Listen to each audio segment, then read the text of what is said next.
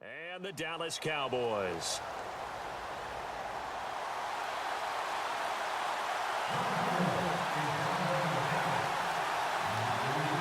Carolina won big on Thanksgiving Day last year. The Cowboys want revenge, and we're underway on EA Sports. This is taken about 7 yards deep.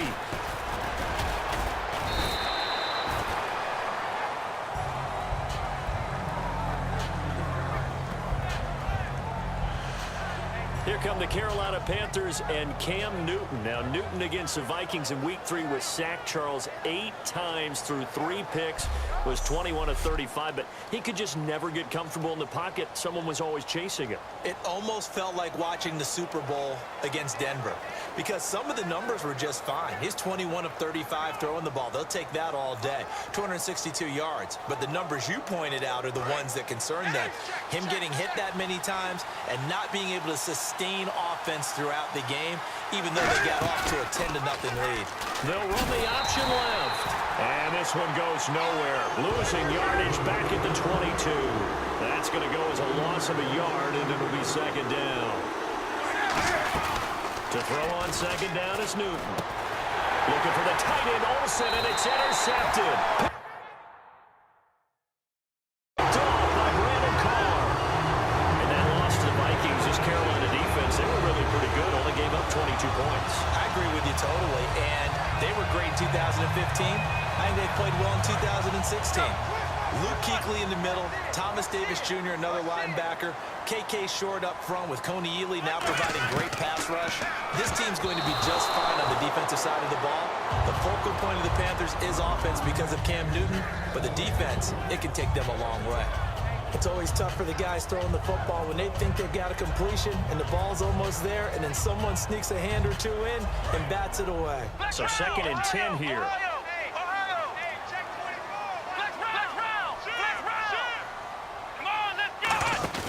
Now Prescott. Blitz coming, and down he goes. Shaq Thompson coming hard on the blitz. He dumps him for a loss of 8. Okay, you know my bias is about to come out here. A lot of people think that the offense is just moving in the wrong direction. I'd say they're moving in the right direction because the defense is pushing them back. Former defensive guy. Now, as a quarterback, 3rd and long, you really got to rally the troops here, don't you? Yeah, you do in a big way, and what else do you have to look out for? More pressure coming at you because it seems to be working pretty well. 3rd and long here. It's Romo. He rifles one that's intercepted. Darryl Worley, the rookie, picked it. And his guys are going to take over at the 39-yard line. Well, it's 3rd and long, and you've got a few different ways to play it offensively. But this is not the type of offense that's going to wave the white flag. They're going to keep chucking it. And this time, it results in an interception. This Carolina offense, as they come back onto the field, they had their struggles in Week 3 against Minnesota. It's strange to think that they already have 2 losses. They didn't get their 2nd loss last year until the Super Bowl. Last year was almost a track meet for them, especially on offense. What was it, their last 3 home games prior to that? They were averaging 42 points a game. So they would put up big numbers. And then you have these monster receivers out wide that you say, how do you deal with them? And Minnesota found a way. Devin Funchess, Kelvin Benjamin, 0 catches each in their last outing.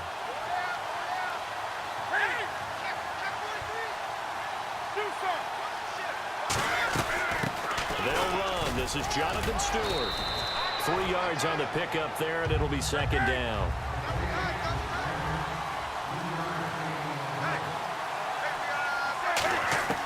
On 2nd down, here's Newton. It's caught right side, Dixon. Call it a 1-yard gain on the play, and that's going to bring up a 3rd down.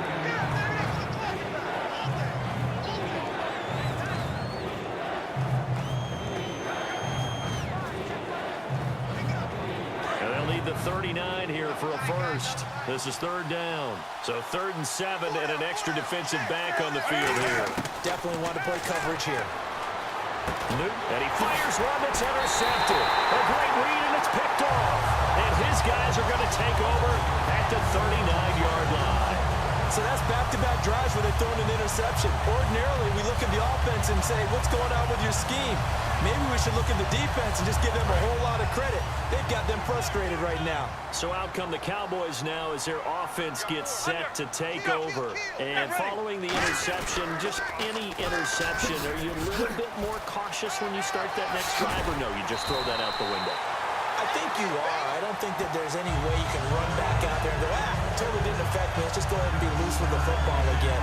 You're going to take care of it, but you have to be careful about being too cautious because now you can't run any offense at all. Still want to attack. We'll see how they attack them here.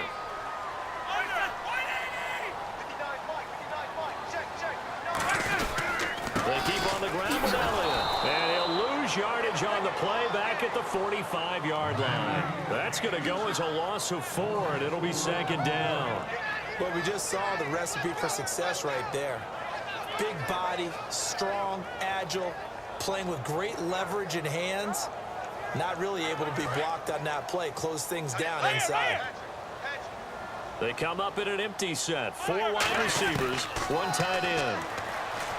Now it's Romo. Trying to get it to Williams, but it's intercepted. Darryl Worley, the rookie, picked it. And he'll be out of bounds, able to take it down to the 40.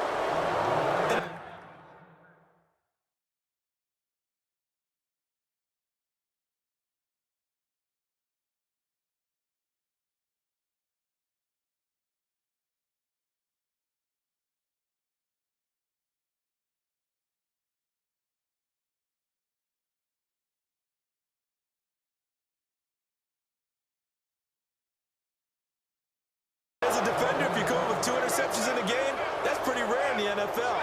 You might see one guy a weekend do that, but to have 2 in the first quarter, that's something you don't see all that often. I have a feeling they'll think twice about throwing in his direction too often. Now the Panthers.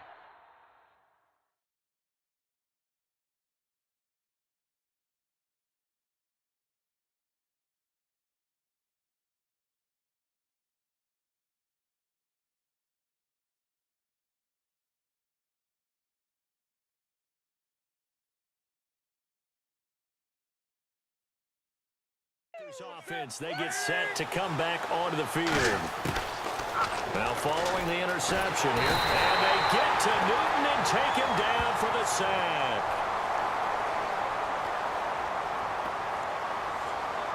Holding, defense.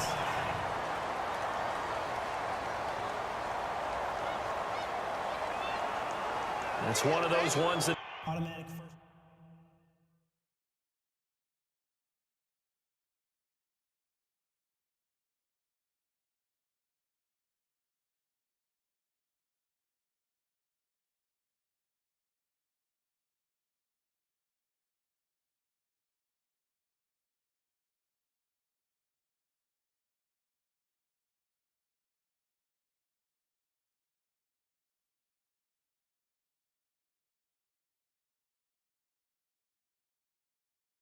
It's so hard to judge, but defensive holding there, that's what the referee saw.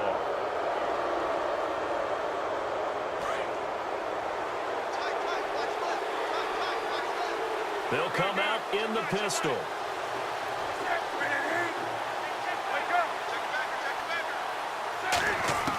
Now Newton on first down. He's going to flip that out to the flat. It's complete. And able to break one tackle, but then quickly brought down. But a nice little gain. Shift together here from the D-line. Well, we looked at each other right when he flinched. We knew that that flag was coming. Yeah, offsides, easy call. Mark off the 5 and keep it moving. Automatic first down. And the offense lining up 1st and 10. And some extras coming up on the line here, readying for the blitz. On first down, it's Newton. And look at this. Cam Newton intercepted a 3rd time. Picked off by the linebacker, Sean Lee.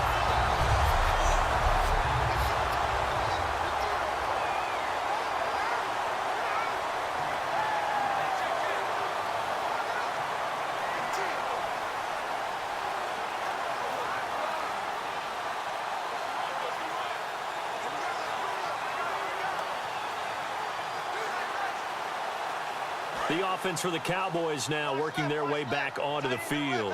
And 2 interceptions thrown here in this first half. You hear it, no matter the sport, they say the great athletes, they can kind of have a short-term memory, but that's easier said than done. It is easier said than done, but I played with a guy who threw 2 interceptions in the first quarter of a really big game we were playing. Johnny Unitas? And no, not quite at that level and not at that age. But I remember I was going for the age. I remember looking over at him, and he was smiling. And I thought, what is he smiling about? It's because he had enough confidence in himself that that was a fluke. And he went out and played pretty well the rest of the day. Hey, 52, 21, 11, 59, Bryant, the lone receiver, left. They go play action here on first down. Looking deep downfield. And they went big on first down. Proves unfruitful. Well, partner, I guess that answers the question about whether they're going to sit on it or not. It does. Now we'll see if they try that again. Yeah, I think what we find on plays like that, when you take that shot, if you're unsuccessful, then you go way more conservative to finish the half, you know? I think that's the way they'll go.